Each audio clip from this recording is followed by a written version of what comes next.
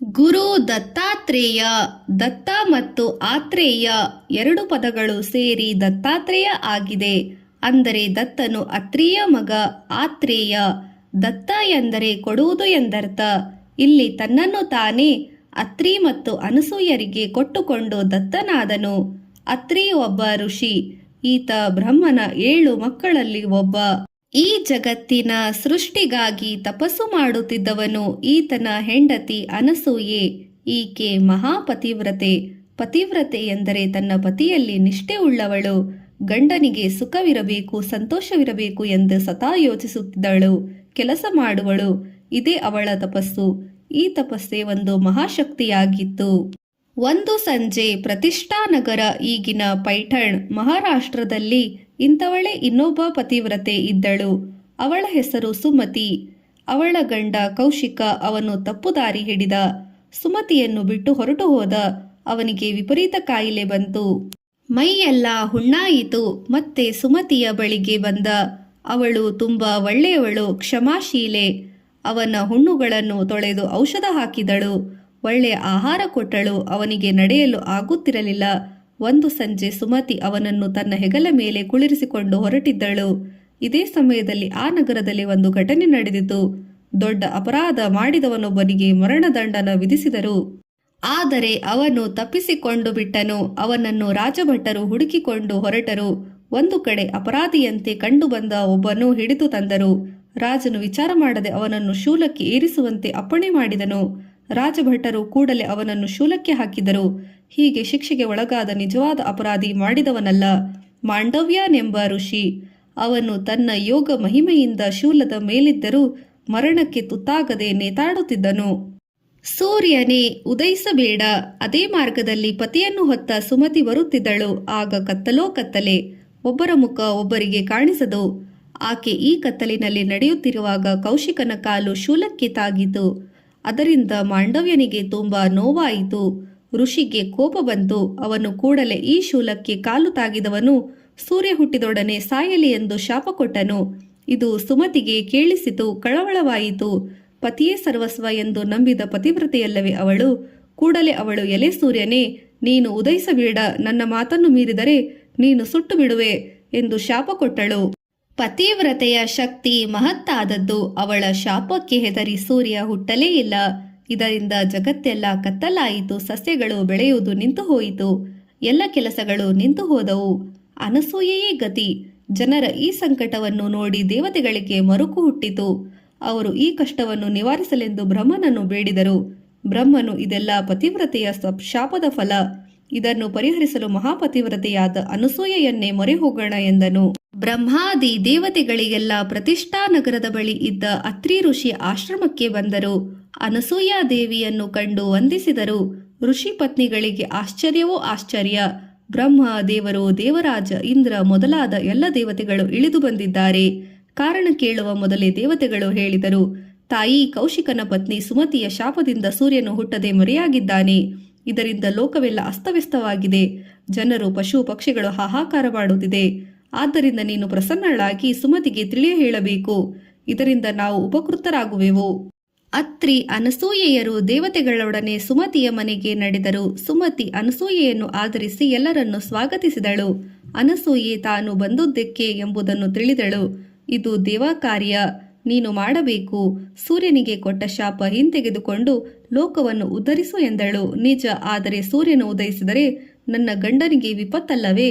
ಆತ ಹೋದರೆ ನನ್ನ ಸರ್ವಸ್ವ ಹೋದ ಹಾಗೆ. ಶಾಪವನ್ನು ಹಿಂದಕ್ಕೆ ತೆಗೆದುಕೊಳ್ಳಲಾರೆ ಎಂದು ಬಿಟ್ಟಳು ಸುಮತಿ. ಆಗ ಅನಸೂಯೆ, ತಂಗಿ, ಸೂರ್ಯ ಹುಟ್ಟಿದರೆ ನಿನ್ನ ಗಂಡ ಸಾಯುವನು ನಿಜ. ಆದರೆ ಆತನನ್ನು ನನ್ನ ಶಕ್ತಿಯಿಂದ ಮತ್ತೆ ಜೀವಿಸುವಂತೆ ಮಾಡುತ್ತೇನೆ. ಈ ಮಾತು ನಿಶ್ಚಯ. ನಂಬು. ಕೂಡಲೇ ದೇವಕಾರ್ಯವನ್ನು ನಡೆಸಿಕೊಡು ಎಂದಳು. ಸುಮತಿ ಸೂರ್ಯನಿಗೆ ತಾನು ಕೊಟ್ಟ ಶಾಪವನ್ನು ಹಿಂತೆಗೆದುಕೊಂಡಳು. ಕೂಡಲೇ ಸೂರ್ಯನು ಹುಟ್ಟಿ ಬಂದನು. ಲೋಕವೆಲ್ಲ ಉತ್ಸಾಹ ಸಂತೋಷದಿಂದ ಮುಳುಗಿತು. ಆಗಲೇ ಕೌಶಿಕನ ಪ್ರಾಣ ಹಾರಿ ಹೋಗಿ ಸುಮತಿಯ ಮುಖ ಬಾಡಿತು. ಆಗ ಅನಸೂಯೆ ಅವಳಿಗೆ ಧೈರ್ಯ ಕೊಟ್ಟಳು. ಆಕೆಯ ಪಾತಿವ್ರತೆಯ ಪ್ರಭಾವದಿಂದ ಕೌಶಿಕನು ಆರೋಗ್ಯವಂತನಾಗಿ ಒಳ್ಳೆ ಮನಸ್ಸಿನವನಾಗಿ ಮತ್ತೆ ಬದುಕಿ ಬಂದನು. ಎಲ್ಲರಿಗೂ ಸಂತೋಷವಾಯಿತು. ಹರಿ ಹರ ಬ್ರಹ್ಮರು ಮಕ್ಕಳಾಗಲಿ. ದೇವತೆಗಳು ಅನಸೂಯೆಯನ್ನು ಹೊಗಳಿದರು. ಅವರು, ಮಾತೇ, ನೀನು ದೇವತಾ ಕಾರ್ಯವನ್ನು ಮಾಡಿಕೊಟ್ಟೆ. ನಾವು ಸಂತುಷ್ಟರಾಗಿದ್ದೇವೆ. ನಿನಗೆ ಬೇಕಾದ ವರವನ್ನು ಕೇಳು, ಕೊಡುವೆವು ಎಂದರು. ಅನಸೂಯೆ, ಹರಿಹರ ಬ್ರಹ್ಮರು ನನಗೆ ಮಕ್ಕಳಾಗಲಿ ಎಂದು ಬೇಡಿದಳು. ದೇವತೆಗಳು ಹಾಗೆ ಆಗಲಿ ಎಂದರು. ಅದರಂತೆ ಅನಸೂಯೆಯ ಹೊಟ್ಟೆಯಲ್ಲಿ ತ್ರಿಮೂರ್ತಿಗಳು ಹುಟ್ಟಿದರು. ಬ್ರಹ್ಮನ ಅಂಶದಿಂದ ಚಂದ್ರನು, ವಿಷ್ಣುವಿನ ಅಂಶದಿಂದ ದತ್ತನು, ಈಶ್ವರನ ಅಂಶದಿಂದ ದುರ್ವಾಸರು ಹುಟ್ಟಿದರು. ಕನ್ಯಾಕುಮಾರಿಯ ಹೆಸರು ಎಲ್ಲರೂ ಬಲ್ಲರು. ಅದು ನಮ್ಮ ಭಾರತ ಮಾತೆಯ ಪದತಲ. 3 ಸಮುದ್ರಗಳು ಸೇರುವ ಸ್ಥಳ ಇದೊಂದು. ಇಲ್ಲಿಂದ 6 ಮೈಲಿ ದೂರದಲ್ಲಿ ಸುಚೀಂದ್ರ ಎಂಬ ಸ್ಥಳವಿದೆ. ಆ ಶುಚಿಯಾದ ಇಂದ್ರ ಇಲ್ಲಿನ ತೀರ್ಥದಲ್ಲಿ ಸ್ನಾನ ಮಾಡಿ ಶುಚಿಯಾದನೆಂದು ಇದಕ್ಕೆ ಆ ಹೆಸರು. ಇದು ಅತ್ರಿ ಅನಸೂಯೆಯರ ಆಶ್ರಮವಿರುವ ಸ್ಥಾನ. ಇಲ್ಲಿನ ದೇವರು ಸ್ಥಾಣುಮಾಲಯ್ಯರ್ ಎಂಬ ತ್ರಿಮೂರ್ತಿ ಸ್ವರೂಪದ ದತ್ತಾತ್ರೇಯರು. ಅನಸೂಯ ದೇವಿ ತನ್ನ 3 ಮಕ್ಕಳನ್ನು ಲಾಲಿಸಿದಳು, ಪಾಲಿಸಿದಳು. ಮಕ್ಕಳು ಬೆಳೆದು ದೊಡ್ಡವರಾದರು. ಆಗ ತಂದೆ ತಾಯಿಯರ ಅಪ್ಪಣೆ ಪಡೆದು ಚಂದ್ರನು ಚಂದ್ರಮಂಡಲಕ್ಕೆ ಹೋದನು. ಅಲ್ಲಿಂದಲೇ ತಂದೆ ತಾಯಿಯರಿಗೆ ಕಾಣಿಸಿಕೊಳ್ಳುವನು. ದುರ್ವಾಸನು ತಪಸ್ಸಿಗೆ ಹೋದನು. ನೆನೆಸಿದಾಗ ಬರುವೆನೆಂದು ತಂದೆ ತಾಯಿಯರಿಗೆ ಹೇಳಿ ಹೋದನು. ದತ್ತನು ತಂದೆ ತಾಯಿಯರಿಗೆ ಸೇವೆಯಲ್ಲೇ ಉಳಿದನು. ದತ್ತಾವತಾರ. ಈ ದತ್ತನಲ್ಲಿ ಚಂದ್ರ ದುರ್ವಾಸ ಅಂಶವು ಒಳಗೊಂಡಿತು. ಅದರಿಂದಲೇ ಆತನಿಗೆ 3 ಮುಖ, 6 ಕೈ, ಕೆಳಗಿನ ಕೈಕಾಲುಗಳು, ಮಾಲೆ, ಕಮಂಡಲ, ಮಧ್ಯದ ಕೈಗಳಲ್ಲಿ ಡಮರು, ತ್ರಿಶೂಲ, ಮೇಲಿನ ಕೈಗಳಲ್ಲಿ ಗದಾ, ಚಕ್ರ, ಕಾವಿ ಬಟ್ಟೆಗಳನ್ನು ತೊಟ್ಟು ಜಡೆ, ವಿಭೂತಿಗಳಿಂದ ಅಲಂಕೃತನಾಗಿದ್ದನು. ಇದನ್ನೇ ಧ್ಯಾನದ ಸ್ತೋತ್ರದಲ್ಲಿ ಕಾಣಿಸುತ್ತದೆ. ದಿಗಂಬರಂ ಭಸ್ಮ ಸುಗಂಧ ಲೇಪನಂ ಚಕ್ರಂ ತ್ರಿಶೂಲಂ ಡಮರು ಗದಾಂ ಚ ಪದ್ಮಾಸ್ತನಂ ರವಿ ಸೋಮನೇತ್ರಂ ದತ್ತಾತ್ರೇಯ ಧ್ಯಾನಾಭೀಷ್ಟಂ ಸಿದ್ಧಂತಂ ಧ್ಯಾನಾಮಿಭಿಷ್ಟ ಸಿದ್ಧಿತಂ.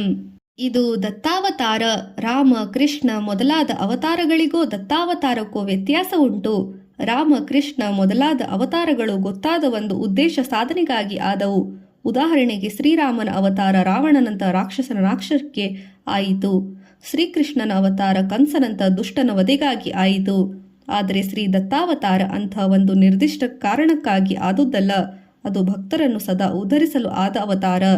ದತ್ತಾತ್ರೇಯ ಮತ್ತು ಆತನ ಅವತಾರ ರೂಪಗಳೆಲ್ಲ ಸಾಮಾನ್ಯವಾಗಿ ಸನ್ಯಾಸಿಗಳಾಗಿ ತೋರಿಕೊಂಡಿದ್ದಾರೆ. ಸನ್ಯಾಸಿ ಎಲ್ಲವನ್ನು ತ್ಯಾಗ ಮಾಡಿದವನು. ಹೀಗೆ ದತ್ತಾತ್ರೇಯರು ದೇವರೂ ಹೌದು, ಗುರುವೂ ಹೌದು. ಆದ್ದರಿಂದಲೇ ಆತ ಗುರುದತ್ತ ಎನಿಸಿಕೊಳ್ಳುವನು. ಆತ ಸದಾ ಚಿರಂಜೀವಿಯಾಗಿರುವ ಶುಭಕರ ಮೂರ್ತಿ. ಆತ ಹುಟ್ಟಿದ್ದು ಮಾರ್ಗಶಿರ ಮಾಸ ಶುಕ್ಲ ಪಕ್ಷ ಚತುರ್ದಶಿ, ಅವತ್ತು ಬುಧವಾರ. ಆ ದಿನವೇ ಪ್ರತಿ ವರ್ಷ ದತ್ತ ಜಯಂತಿ ಆಚರಿಸುವರು. ದತ್ತಾತ್ರೇಯನ ಚಿತ್ರ ನೋಡಿದ್ದೀರಾ? ಮೇಲಿನ ಸ್ತೋತ್ರದಂತೆ ಅದರಲ್ಲಿ ಹಸು ಒಂದಿದೆ. ಅದೇ ಕಾಮಧೇನು. ಭಕ್ತರು ಕೇಳಿದ್ದನ್ನು ಕೊಡುತ್ತದೆ. ಆತನ ಹಿಂದೆ ದೊಡ್ಡ ಮರವಿದೆ. ಅದು ಕಲ್ಪವೃಕ್ಷ. ಅದು ಬಯಸಿದ್ದನ್ನೆಲ್ಲ ಕೊಡುವ ದೈವ, ಲೋಕದ ಮರ. ಆತನ ಮುಂದೆ 4 ನಾಯಿಗಳಿವೆ. ಅವೇ 4 ವೇದಗಳು. ಹೀಗೆ ದತ್ತಾತ್ರೇಯನ ಮೂರ್ತಿ ತ್ಯಾಗ, ಭಕ್ತಿ, ಜ್ಞಾನ, ಅನುಕಂಪಗಳ ಸಾಕಾರ ಮೂರ್ತಿಯಾಗಿದೆ. ಹೀಗೆ ಮಂಗಳಮಯವಾದ ದತ್ತಾತ್ರೇಯನು ಭಕ್ತರನ್ನು ಕಾಪಾಡಲು ಲೋಕದಲ್ಲಿ ಸದಾ ಸುತ್ತುತ್ತಿರುವನು ಎಂಬುದು ಭಕ್ತರ ನಂಬಿಕೆ. ನಮ್ಮ ದೇಶದ ನೈಋತ್ಯ ಭಾಗದಲ್ಲಿ ಗುಜರಾತ್ ರಾಜ್ಯದಲ್ಲಿಯೂ ಸಸ್ಯಗಿರಿ ಆತನ ವಾಸಸ್ಥಾನ. ಇದು ರಮ್ಯವಾದ ಬೆಟ್ಟ ಪ್ರದೇಶ. ಅನೇಕ ಗವಿಗಳು, ಕಂದರಗಳು ಅಲ್ಲಿವೆ. ಹೆಮ್ಮರಗಳು ಬೆಳೆದು ನಿಂತಿವೆ. ಜನಸಂಚಾರವಿಲ್ಲ. ಇಂಥ ಪ್ರಕೃತಿ ರಮ್ಯ ಸ್ಥಾನದಲ್ಲಿ ದತ್ತನ ಆಶ್ರಮವಿದೆ. ಇದನ್ನು ಈಗ ಗಿರಿನಾರ್ ಎಂದು ಕರೆಯುತ್ತಾರೆ. ಮುಂಬೈನಿಂದ ಅಹಮದಾಬಾದ್, ಅಲ್ಲಿಂದ ರಾಜಕೋಟೆ, ಅಲ್ಲಿಂದ 63 ಮೈಲಿಯಲ್ಲಿ ಜುನಾಗಢ. ಹೀಗೆ ರೈಲಿನಲ್ಲಿ ಹೋಗಬಹುದು. ಜುನಾಗಢ ಹಿಂದೆ ನವಾಬರ ಸಂಸ್ಥಾನವಿತ್ತು. ಇದರ ಸಮೀಪದಲ್ಲಿ ಉತ್ತುಂಗ ಶಿಖರದ ಗಿರಿನಾರ್ ಇದೆ. ಇದರ ಎತ್ತರ 3500 ಅಡಿ. ದತ್ತಾತ್ರೇಯನು ಅನೇಕ ಶಿಷ್ಯರನ್ನು ಅನುಗ್ರಹಿಸಿದನು. ಅವರಲ್ಲಿ ಕಾತ್ಯವೀರಾರ್ಜುನ, ಅಲರ್ಕ, ಆಯುರಾಜ, ಯದು ಮುಖ್ಯವಾದರು.